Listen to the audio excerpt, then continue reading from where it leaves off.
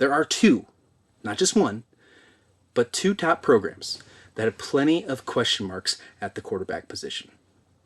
Alabama Crimson Tide and the Ohio State University Buckeyes. There were obviously going to be somewhat of a regression at the position inevitably, as they lose both Bryce Young and CJ Stroud, respectfully, to the NFL draft.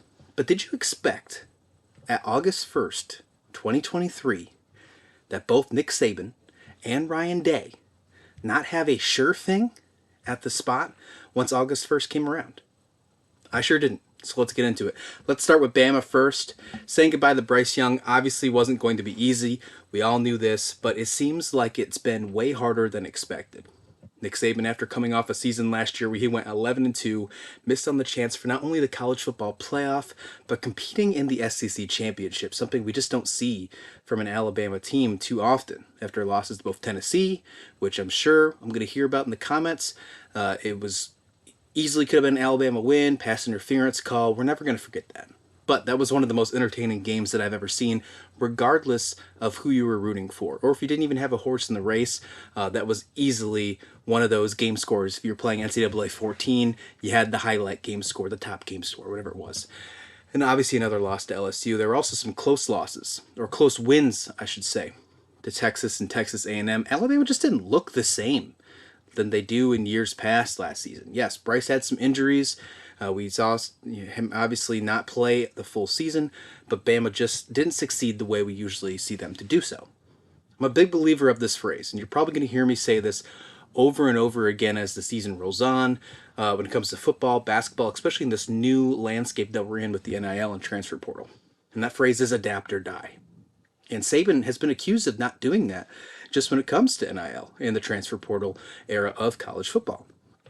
Could that be why certain programs such as Georgia, possibly LSU and Tennessee, the time will tell on that one, are moving ahead of them, of that team in Tuscaloosa? When I think of Georgia, obviously two-time national champion, you think about in the recruiting trail, you used to see all these big defensive linemen, top 10 NFL talent always going to Bama. It seems like that's been shifted over to the Bulldogs of Georgia.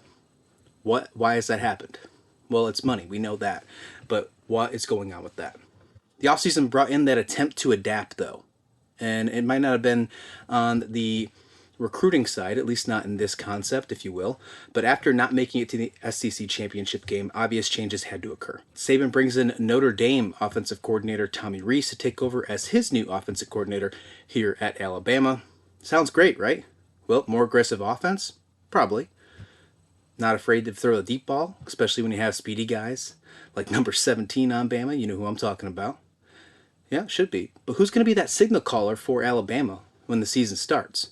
And will that be the same guy, barring health isn't a factor in this one, when we get to December? That's the biggest question we have rolling into the 2023 season with Alabama. Who will play quarterback for the Crimson Tide? Well, the spring game didn't answer any of those questions for us and actually led to more, as Tommy Rees grabbed a familiar face out of the portal, former Notre Dame quarterback Buckner. You have three quarterbacks, Buckner, Milroe, who came in last season when Bryce Young went down and did well. Not amazing, but well. You can see a few maybe possible limitations with his arm, but he's fast. I mean, little kid with oven mitts fast. You have to think he's the front runner now, even if nothing has been announced. And then you have Ty Simpson, who national pundits that are close to the program, such as Greg McElroy for ESPN Always College Football, seems to be giving him the nod as the guy for the Crimson Tide. So much uncertainty. And obviously fall camp is going to be a big testament on who we will see week one for Alabama. Who knows? We might see multiple quarterbacks in that game of the first couple games to decide who the guy is. Remember what Michigan did last season with J.J. McCarthy and Cade McNamara at the beginning of season. Obviously, JJ won that, and we saw Cade now over at Iowa, but we'll see if that happens in Tuscaloosa. Here are my initial thoughts on the scenario, though, as we finally break this down. If everything remains equal from now until week one, which it won't, but if we're just speaking that the month of August completely disappears in a snap, I think the one who will get the first official snap for Alabama is Jalen Milroe. He seems like the safest option, and who knows if seniority is going to play a part as well in this conversation. Nick Saban is that old-fashioned kind of guy, as we've mentioned, adapt or die. So, as we said before, we saw him a little last season, and it could be just the easier option. Many think he doesn't end the season as a starter, though, that Ty Simpson ultimately becomes the guy at Alabama. I can see that possibility. I can. I think he still has a lot to prove, and I don't know if he can make that ground at fall camp. That's where I bring in that possible Michigan scenario of 2022. Do we put in Ty Simpson for a couple drives and see what he's got? Because he might have to make one of those sparks in one of those early games this season. I do have him as my probable number 2 heading into the season. So that leaves Buckner. And I know you're asking, because believe me, I was too, and I really still am. Why would a guy transfer from a program who would easily be the guy in waiting after Sam Hartman is finished at Notre Dame?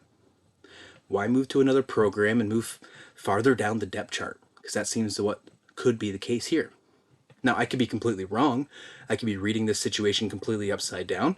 Who knows? But Reese brought over Buckner for some familiarity and probably just more competition. He also was a part of the decision, Tommy Reese was, so we think at least, to bring in Sam Hartman over Buckner when he was still with Notre Dame.